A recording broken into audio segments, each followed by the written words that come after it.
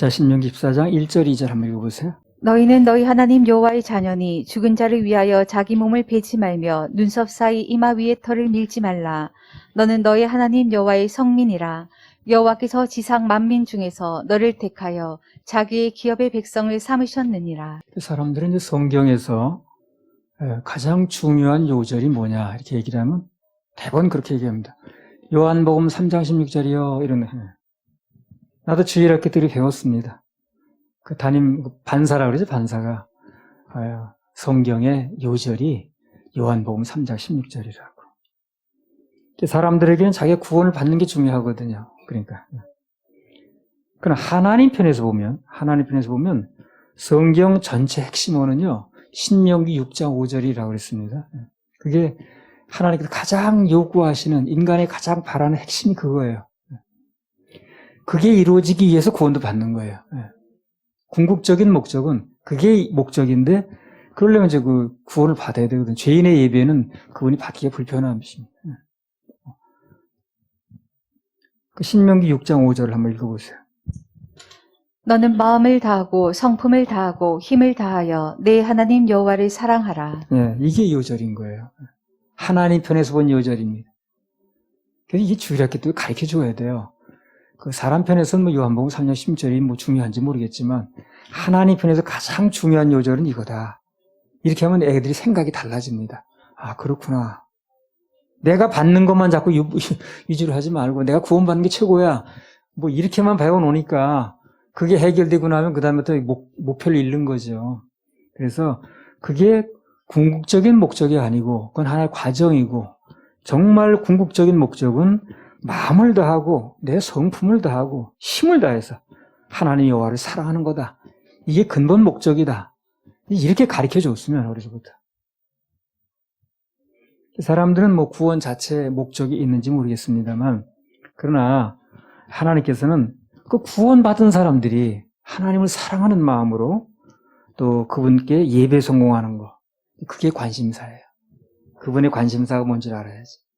간단하게 말하면 요한복음 3장 16절은 사람들 편에서의 요절, 신명기 6장 5절은 하나님 편에서의 요절 이렇게 이제 얘기하면 되는 거예요. 그래서 이제 아무튼 그 성경을 읽을 때는 각 권이나 뭐 창세기, 출애굽기, 레위기 각 권이 있죠. 각 권이나 또는 각 장이 있습니다. 근데 그 각 권이나 각 장마다 키워드가 있어요. 키워드가 풀어지는 열쇠가 있습니다. 그래서 신명기 방금 읽은 14장의 열쇠어는요, 뭐냐면 성민이란 단어입니다. 성민. 그게 신명기 14장을 풀어내는 키워드예요. 그 키워드 안에서 성경이 풀리면 그 빗나가지 않아요. 그분 의도에서. 그래서 그 성경 각 장의 각 권의 키워드가 뭔가를 찾는 게 중요해요. 그러면 해석이 그렇게 그 키워드에서 빗나가지 않죠. 계시록의 키워드는 뭡니까? 위로예요, 위로. 근데 그걸 모르다 보니까 막 협박용어로 쓰는 거야. 그 로마 시대 핍박받는 성도를 위로하기 위해서 쓰여진 책이거든요. 이제 소망을 가지라고 교회는 앞으로 위대한 일이 기다리고 있다. 근데 그거를 이제 모르다 보니까 막 협박용어로 쓰는 거야, 그냥.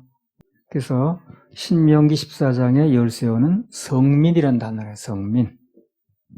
하나님의 백성들은 성민이기 때문에 특별한 권리가 있습니다. 성민이기 때문에. 그럼 특별한 권리만 있을까요? 특별한 의무도 있습니다. 의무가 없는 권리는 없고요. 권리가 없는 의무는 없어요. 다 의무와 권리는 같이 갑니다. 우리나라 국민으로서 권리가 있죠. 또 그런가 하면 의무도 있습니다. 납세 의무라든가 남자 같은 병역의 의무라든가 뭐 이런 거. 의무가 없는 권리는 없습니다.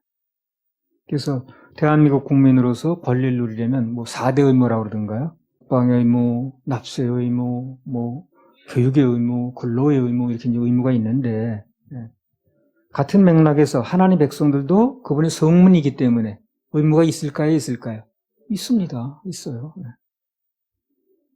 성경에서 성자란 말을 붙이려면 뭐가 이제 전제 조건이냐면 하나님께서 어떤 특별한 목적을 위해서 특별한 의도를 가지시고 누군가를 특별히 구별해 놨을 때 그 구별된 것을 성자를 붙여요. 그래서 성자를 언제 붙인다고요?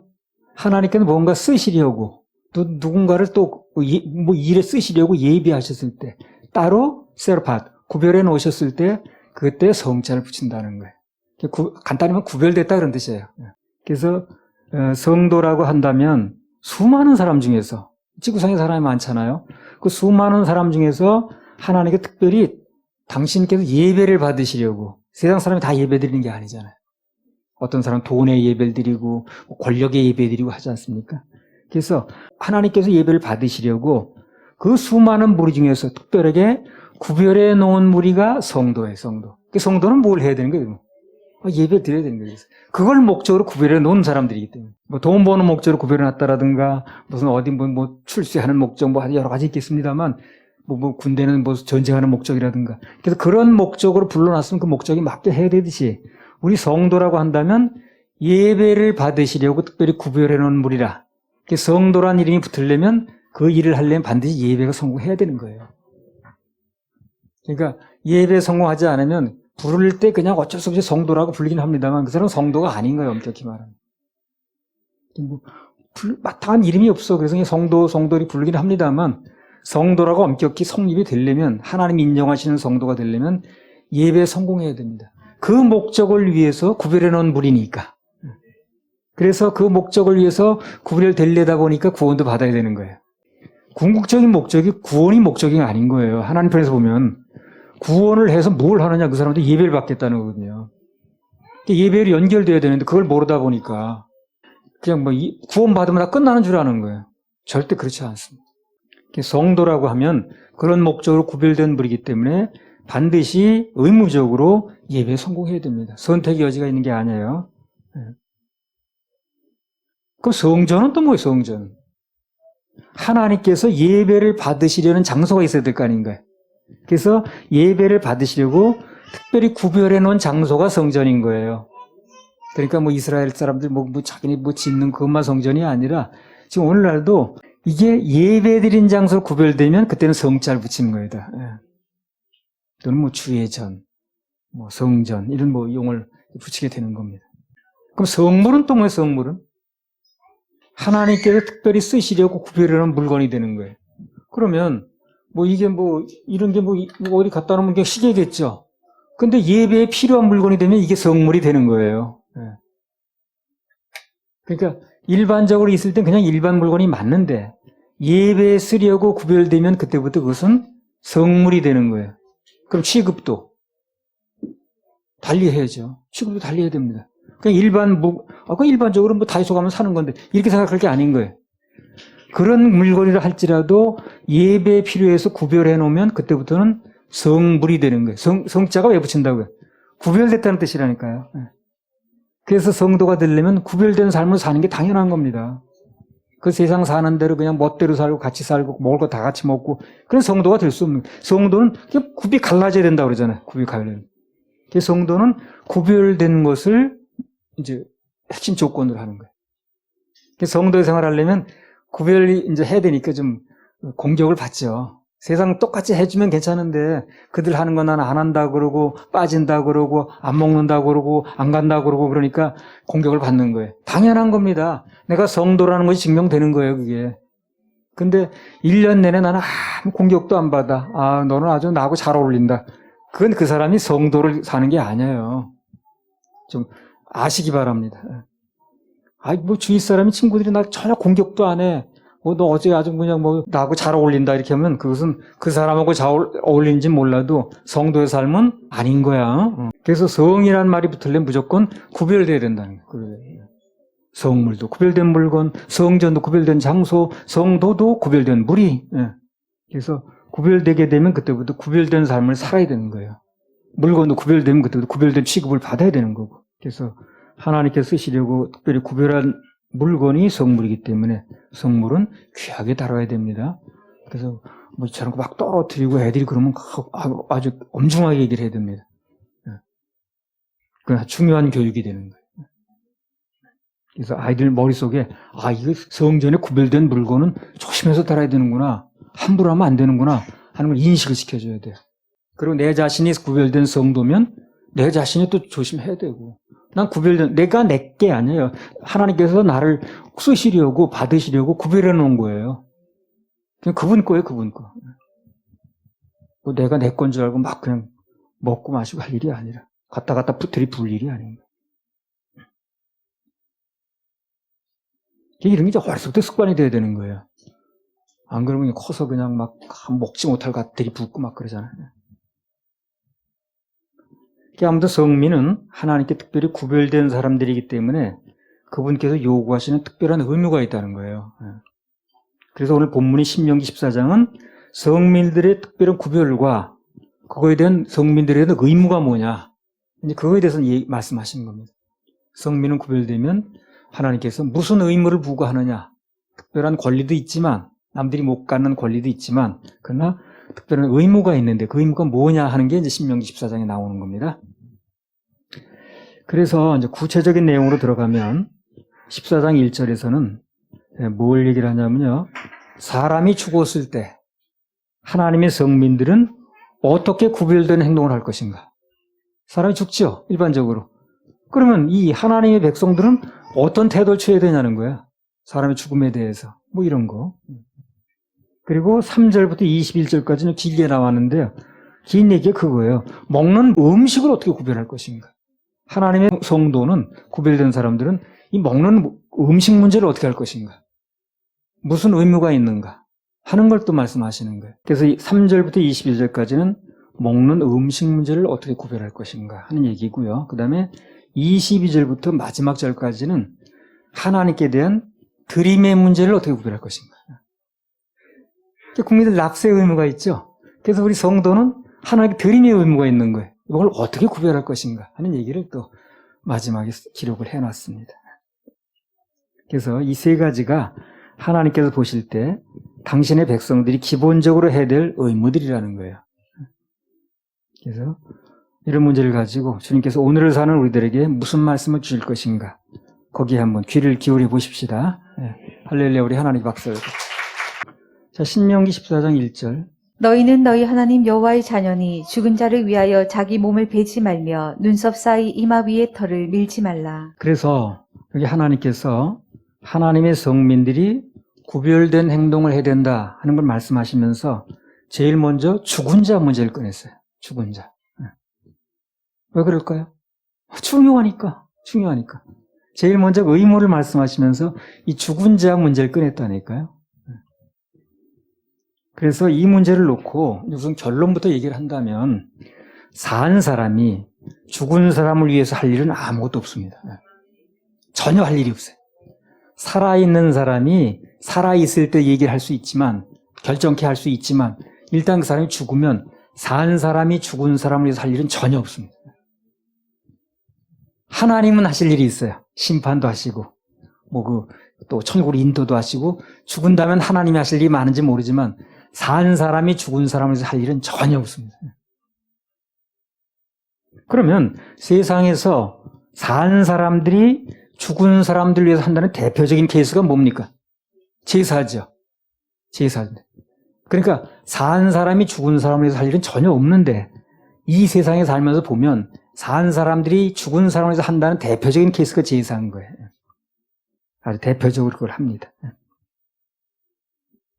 그러니까 제사라는 게 산 사람들이 이제 죽은 사람을 위해서 하는 건데 전혀 필요 없는 거예요, 그게요. 그래서 죽은 사람들에 대한 산 사람이 하고 있는 제사 문제, 이것은 사람들이 뭐라고 말하느냐 중요한 게 아니에요.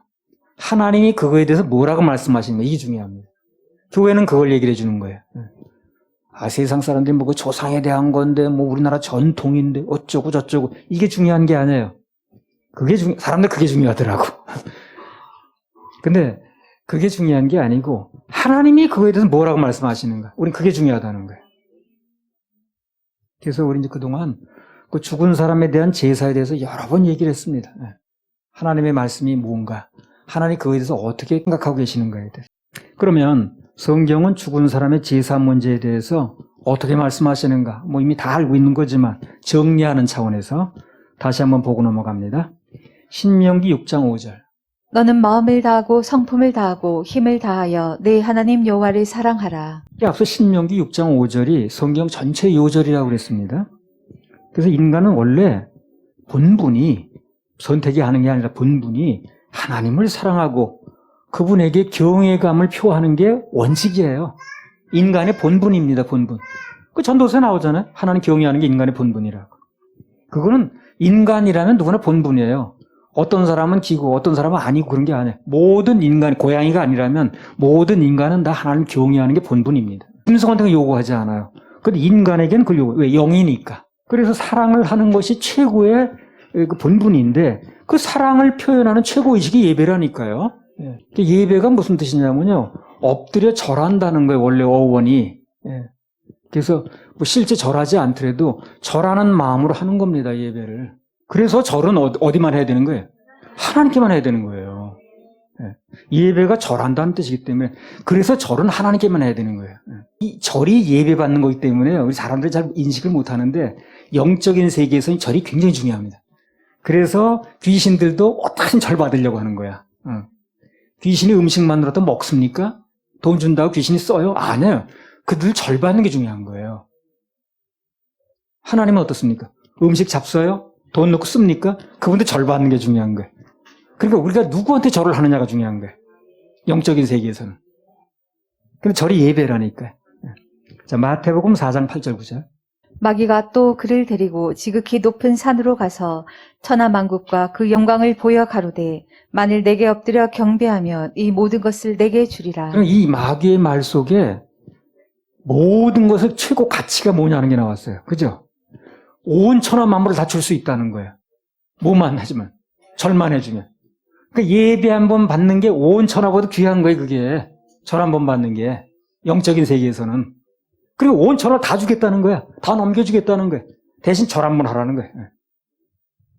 그러니까 우리는 그 절을 뭐 뜻도 모르고 넙죽넙죽 합니다만 이 절 한 번 한다는 게 그렇게 의미가 있는 거예요, 이게.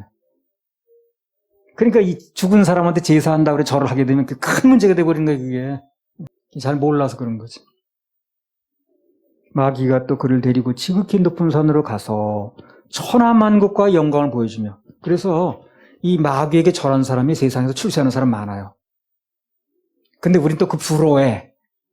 저 사람은 예수 안 믿어도 돈만 많이 버네. 빌딩만 샀네. 뭐 이런 걸 이제 부러워하는 거예요. 그 소스가 어디서부터 왔는지 모르는 거. 그래서 이 마귀에게 절하고 경배하는 사람이 세상에서 출세하는 사람 참 많아요. 해준다고 그랬잖아요. 이제 해준다고. 근데 그 결과는 이제 다른 거죠. 결과를 우리가 알 수 있어야 돼. 그 마귀가 예수님한테까지 그 말을 하는 거예요, 지금. 내게 엎드려 경배하면 절하면 다 죽겠다는 거예요. 그래서 여기 엎드려 경배하면 이 말이 곧 쉽게 말하면 나에게 예배하면 절하면 제사하면 그런 뜻입니다. 그게 다 포함된 말이라. 이게 마귀는요 절받기를 너무 좋아해. 근데 뭐 영적인 세계에서는 그게 중요한 거예요. 뭐 한 상 차려놓고 먹는 게 중요한 게 아니에요. 돈 가지고 주머니놓고 쓰는 게 중요한 게 아니에요. 그 경배받는 누구에게 경배하느냐, 누구로부터 경배를 받고 누구에게 경배하느냐 이게 중요한 거예요. 그래서 마귀는 산 사람이 누가 정신 멀쩡히 뜨고 마귀한테 특별히 무슨 무당의 귀신이나 들린 사람 아닌다면 누가 그렇게 절을 합니까 거기다가? 그리고 어떻게 속이는 거예요? 죽은 조상이 온 것처럼 죽은 조상이 와 있는 것처럼 이렇게 속이는 거예요. 그래서 절을 하게 만들고 사실상 절은 누가 받는 거예요? 마귀가 받는 거예요. 마귀가. 그래서 그냥 절을 하라 그러면 누가 멀쩡한 정신 가지고 그 절을 거기다 합니까? 그러니까 딱 속이기 좋은 게 뭐냐면 죽은 조상이 오는 것처럼 죽은 조상이 절을 와서 받는 것처럼 이렇게 속이는 거예요. 그리고 자기가 가서 앉아서 절을 받는 거예요.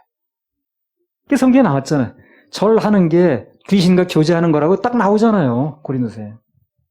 마귀는 그 절 받는 게 그러냐면 자기 예배 받는 거거든요.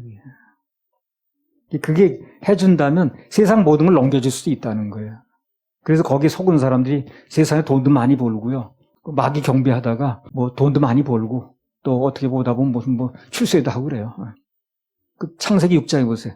하나님의 아들 세상의 딸들하고 결혼하니까 나중에 거기 영웅홀들이 많이 나온다고 그래요. 세상하고 철저하게 짝한 사람들이 이 세상에 영웅들이 많아요. 징기스칸이라든가 알렉산더라든가 이런 사람들. 세상하고 철저하게 짝한 사람들이죠. 그래서 절을 받는 게 목적인데 그게 제대로 자기를 밝히게 되면 절이 받기가 어렵잖아요. 그러니까 죽은 사람한테 제사하는 걸로 속여서 그 조상들이 오는 걸로 그렇게 속여서 자기가 절을 받는다는 거예요. 예배를 받는 거예요. 그리고 사람들은 그게 자기 조상한테 절하는 줄 알고 속아서 그냥 하는 거야. 눈에 안 보이니까. 그래서 제사 드리는 사람처럼 어리석은 사람이 없는 거예요. 그래서 누구한테 하는지도 모르고 엎드려서 절을 하고 있으니까 그게 어리석은 거 아니에요? 내가 절을 하는 대상이 누군지는 알고 해야지. 내가 내 절을 받는 대상이 누군지를 알거나 하고 받든가 해야 되는 거지. 그 누군지도 모르고 하는 게 그게 어리석은 거 아니냐고. 그러니까 조상에게 절한다고 제사한다고 하는 사람처럼 어리석은 사람이 없는 거예요. 그 사람이 무슨 뭐 대학을 나왔는지 뭐 교수인지 뭔지 떠나서. 마태복음 4장 10절. 이에 예수께서 말씀하시되 사단아 물러가라 기록되었으되 주 너의 하나님께 경배하고 다만 그를 섬기라 하였느니라. 네. 그래서 신명기 6장 5절에 보면 하나님만 사랑하라 그랬죠. 근데 이 말씀을 마태복음 4장 10절을 그대로 인용한 거거든요. 지금 예수님께서. 신명기 말씀을 가장 많이 인용하셨어요. 예수님께서. 왜? 신명기의 핵심 구절이 많이 들었으니까. 그래서 신명기 6장 5절에 하나님만 사랑하라는 말씀을 인용하시면서 예수님께서 마태복음 4장 10절에는 오직 하나님께만 경배하라, 예배하라 이렇게 바꾸셨어요. 가장 사랑하는 게 뭐라는 거예요? 예배하는 거라는 거죠. 그래서 하나님만 사랑하라는 신명기 6장 5절의 말씀을 그대로 인용하시면서 낱말을 하나 바꾸셨다니까. 하나님께만 경배하라. 하나님만 섬겨라. 이렇게 바꾸셨어요. 그러니까 간단히 말하면 그분께만 절하라 그 말이야. 그러니까 한마디로 하나님을 가장 사랑한다는 게 뭘 말하느냐?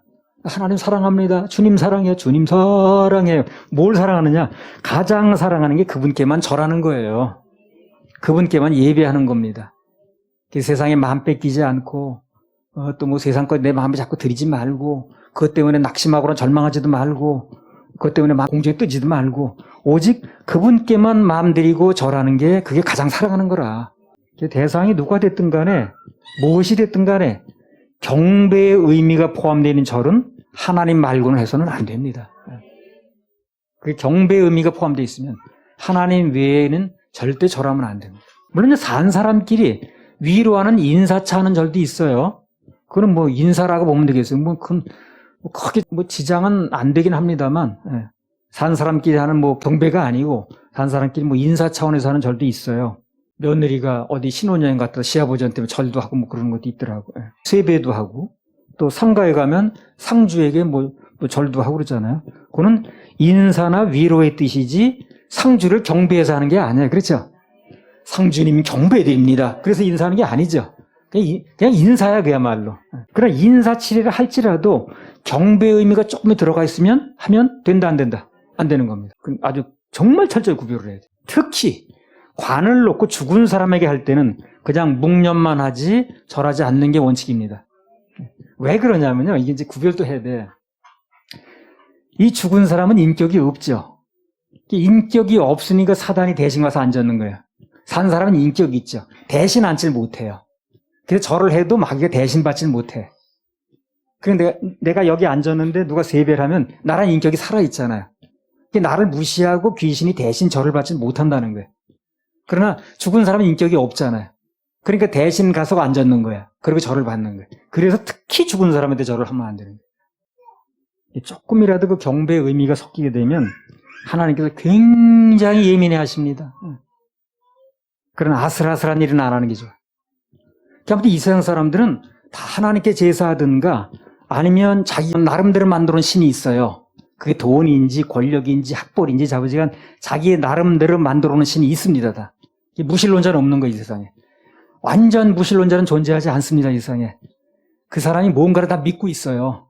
주먹을 믿든가 저기 뭐 조직 같으면 그든 무슨 하여튼 뭘 믿는다니까. 장모 밑에 저금 통장을 믿든가 하여튼 자부지간 뭘 믿고 있어요. 믿는 게 없는 사람 없다니까요. 근데 모든 거 하나 다 믿고 있어요. 무신론자는 없는 거예요. 그래서 하나님께 제사하든가 아니면 자기가 뭔가 믿고 있는 만들어 놓은 뭔가에게 경배를 하든가 믿고 있든가 둘 중에 하나 뭔가를 합니다. 그래서 뭔가 하기 때문에 선택을 하려면 하나님만 선택하라는 얘기를 하는 거예요. 자, 그러면 다른 걸 선택하면 어떻게 되는가? 시편 16편 4절. 다른 신에게 예물을 드리는 자는 괴로움이 더할 것이라. 나는 저희가 드리던 피의 전제를 드리지 아니하며 내 입술로 그 이름도 부르지 아니하리로다. 다른 신에게, 다른 경배 대상에게, 그게 무슨 물질이든 뭐가 어떻게든 간에 그게 예물을 드리고 거기에 마음을 쏟게 되면 행복하다고 그랬어요? 괴로움이 더한다는 거예요. 괴로워요, 괴로워. 늘 괴로워. 행복하지가 않아. 다른 신에게 예물을 드리는 자는 괴로움이 더할 것이라. 거기다 마음 쏟으면 괴롭기만 해. 이거는요, 신앙생활 해본 사람 다 느끼는 거예요. 거기다 다른 데 마음 쏟아봐요. 되게 불편하고 행복하지 않습니다.